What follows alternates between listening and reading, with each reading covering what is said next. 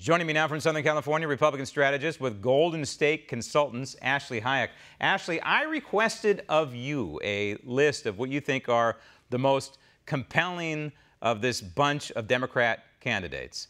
And here they are, Bado, in no certain order, Bado, Booker, Bernie, Harris. What do these folks have in common in your estimation?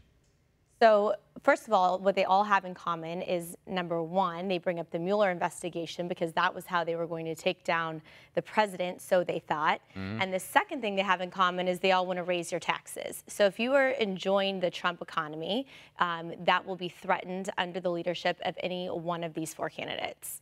Which one of these do you think scares the White House the most, if at all? If you had to pick one, if somebody had a gun to your head and say, okay, which one of these scares the White House, which one do you think it is? You know, I'm torn. My initial gut reaction would say perhaps Bernie Sanders.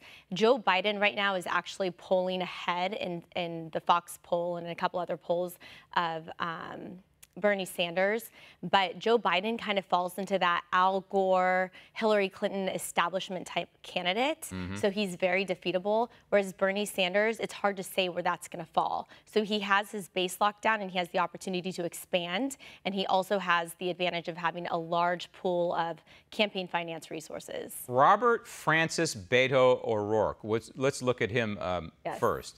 I like to call him Francis in honor of the movie Stripes. I look at him and I say to myself, there's an empty suit.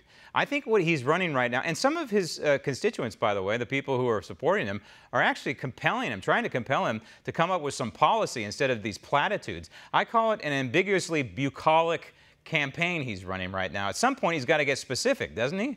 Right. Well, first of all, there was a poll that came out that just showed USA Today, 55% of voters want somebody who can beat the president, of Democrat voters, I should say, want somebody who can beat the president. Only 35% care about the issues. So Robert Francis has that going for him because he is very unclear on where he stands on things until you really, really push him. He does, however, have the advantage of raising money. So he raised more money in the first 24 hours than any of the other candidates.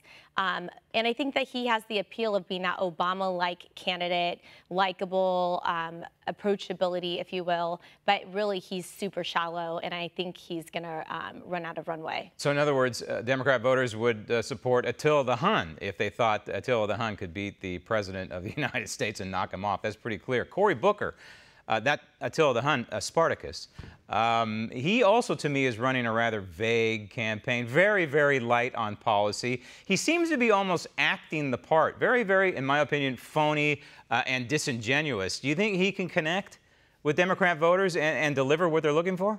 I think he's going to have a hard time because he's really torn right now. He has the Wall Street money that he's received in the past that he's having to apologize for, and then so he's going to really upset some of the wealthier donors and kind of put them down. On the flip side, he's advocating as a criminal justice reform, social justice person, trying to knock Kamala Harris down, if you will. So he doesn't really have a lot of room in terms of where he can grow.